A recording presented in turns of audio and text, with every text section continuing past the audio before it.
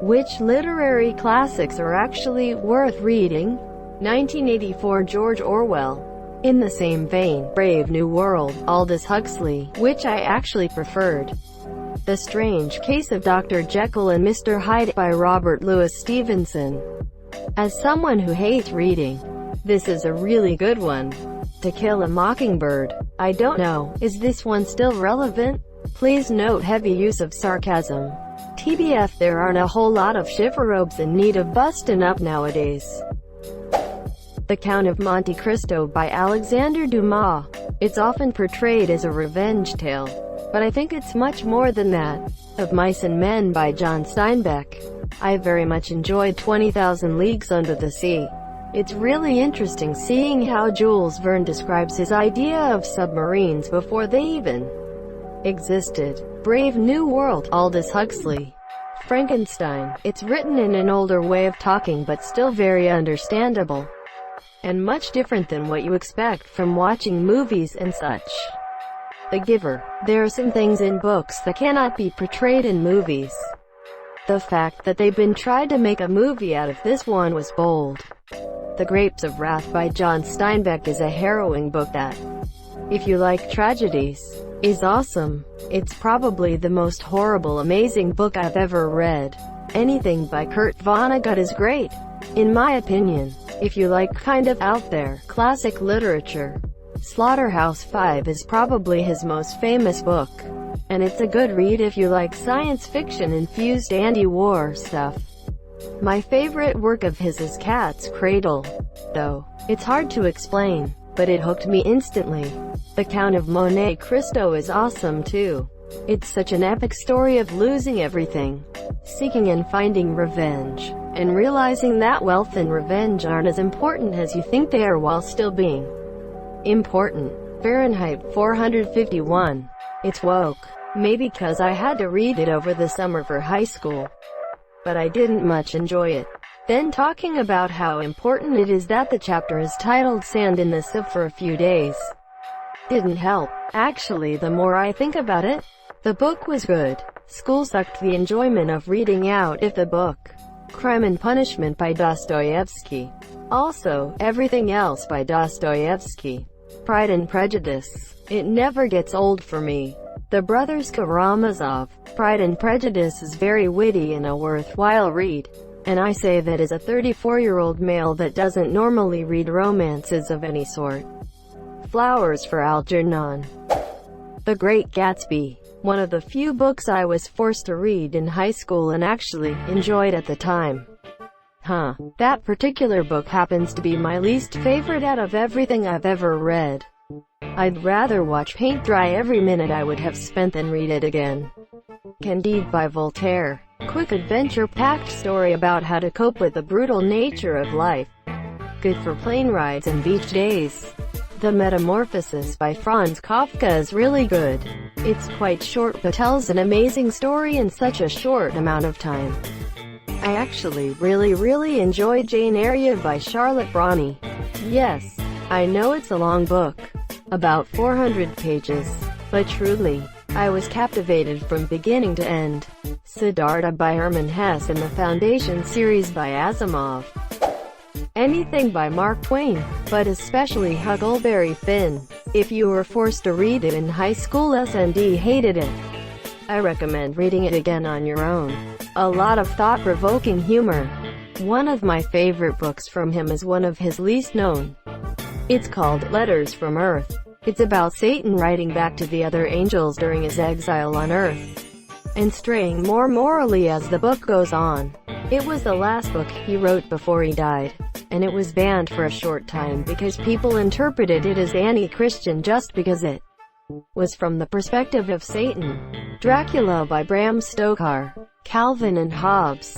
And Then There Were None by Agatha Christie. Just, don't look into the publication history. Seriously, though, I love Agatha Christie. Things Fall Apart. Heart of Darkness or Outpost of Progress by Joseph Conrad. Heart of Darkness really messed up as a teenager. It played heavily into a mental breakdown I had, although I wouldn't say it caused it necessarily. Goddamn great novella, though. The Prince by Niccolo Machiavelli is actually a very interesting read and quite succinct. Lord of the Flies. Much Ado About Nothing by Shakespeare. Read the modern English version if you have to. It's hilarious. The whole scene in the play is a lady falling down the stairs. The Denzel Washington movie version is extremely fun as well. Lord of the Flies. Dracula. A Clockwork Orange. It's important you get the British version with the last chapter. I mean, it's that last chapter that gives the entire book meaning. That's what made the whole book for me. The US version just skipped that chapter.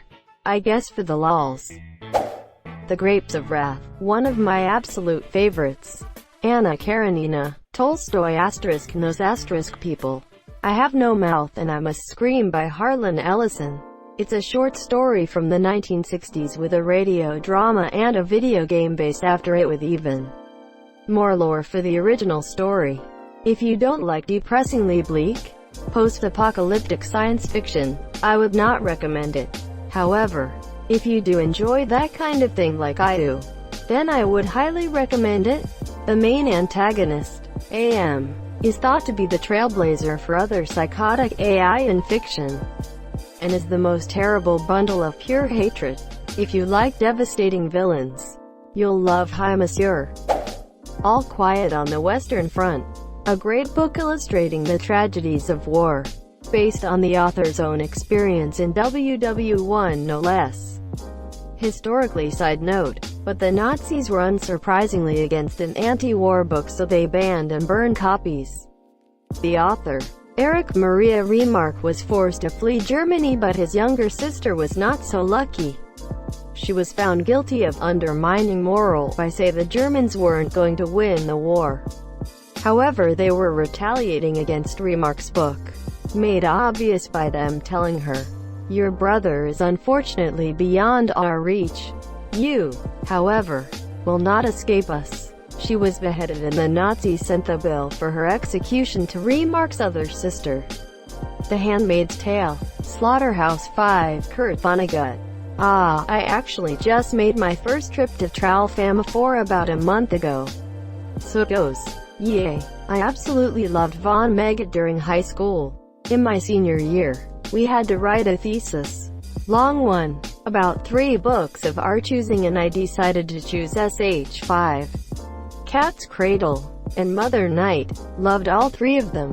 One Flew Over the Cuckoo's Nest. I also recommend watching the film, maybe even before you read the book, as it gives a very different perspective on the story.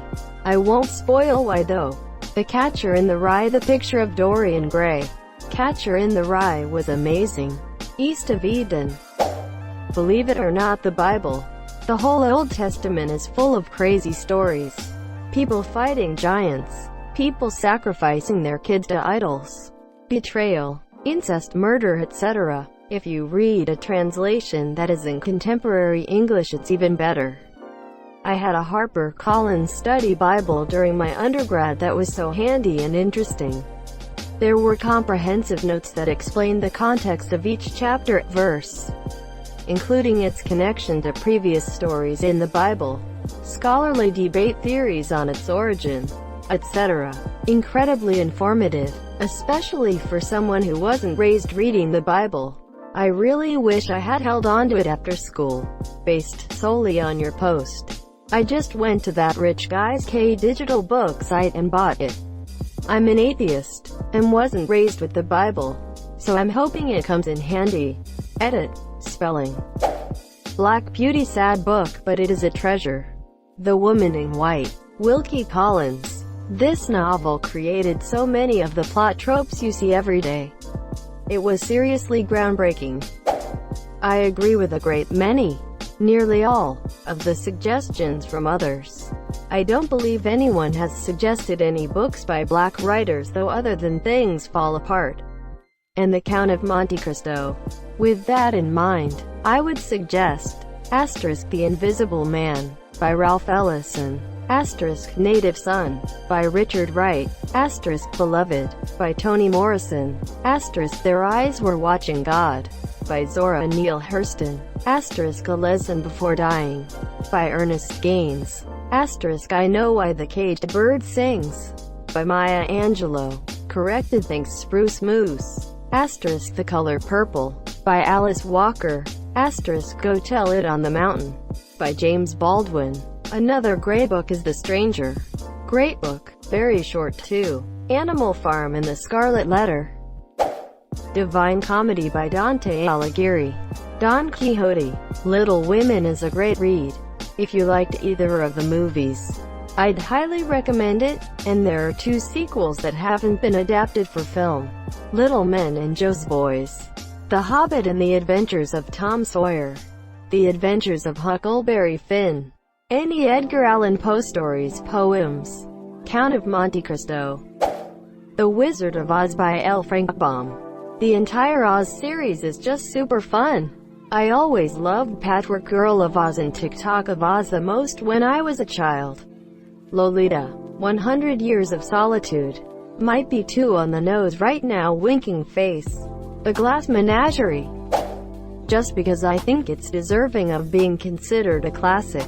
Neuromancer by William Gibson. It effectively defined cyberpunk as a genre and established many of the science fiction tropes you see in every medium anymore. Also, it's a really enjoyable read.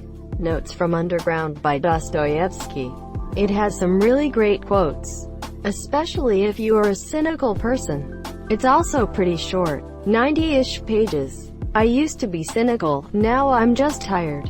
The Outsiders. The Jungle by Uptown Sinclair changed the way I looked at poverty.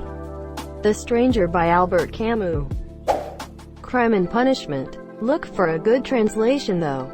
It's a slog if the translation isn't good.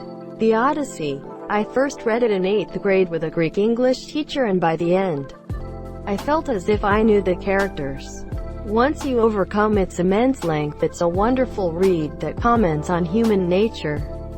I've now read 3 different translations and I am currently reading the Iliad. Robinson Crusoe. Japanese classic, but no longer human by Osamu Dazai is the most accurate portrayal of depression I've ever read. Author killed himself shortly after. Oh wow, we'll do some research on this.